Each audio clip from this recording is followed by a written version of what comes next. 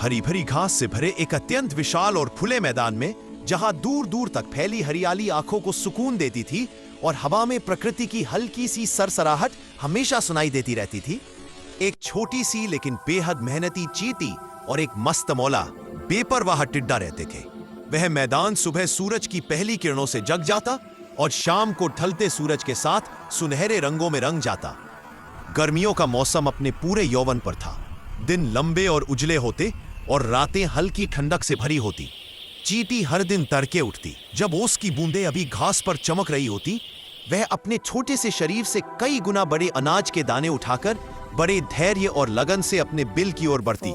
रास्ते में कभी पत्थर आते, कभी सूखी टहनियां, लेकिन वह बिना रुके आगे बढ़ती रहती। उसके लिए हर दाना कीमती था, हर पल महत्वपूर्ण। वहीं टिड्डा बिल्कुल अलग स्वभाव का था।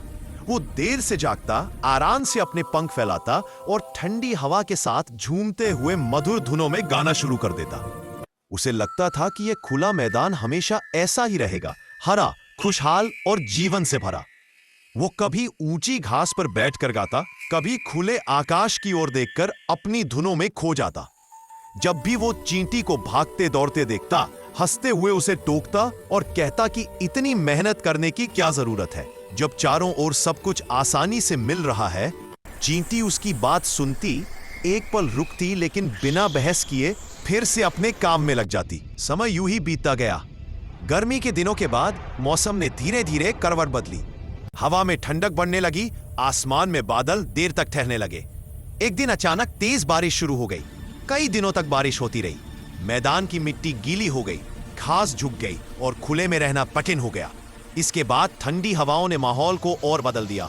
सुबह सुबह कोहरा छा जाता और रातें सर्द होने लगी। अब टिड्डा, जो कभी पूरे दिन गाता और नाचता था, चुप सा रहने लगा। उसे हर वक्त भूख महसूस होती, लेकिन आसपास खाने को कुछ नहीं मिलता। उसके पंख भारी लगने लगे और आवाज में पहले जैसी ऊर्जा नहीं रही। इधर चींटी अपने बिल में सुरक्षित थी। उसके छोटे से घर में गर्माहट थी और अनाज सलीके से रखा हुआ था। बाहर की सर्द हवा और बारिश की आवाजें उसके कानों तक पहुंचती, लेकिन भीतर शांति बनी रहती। कई दिनों की ठंड और भूख सहने के बाद टिड्डा थक हार कर चींटी के बिल तक पहुंचा। वो धीरे धीरे अंदर गया। उसके कदमों में अब पहले जैसी फुर्ती नहीं थी। चींटी ने उसे देखा, कुछ पल चुप रही और फिर उसे पास बैठने की जगह दे दी। टिड्डा वहां बैठकर बाहर की ठंडी दुनिया और अंदर की गर्माहट के फर्क को महसूस करता रहा। दिन बीतते गए, मौसम धीरे धीरे शांत होने लगा। जब कभी धूप निकलती, टिड्डा चींटी के साथ बाहर जाता।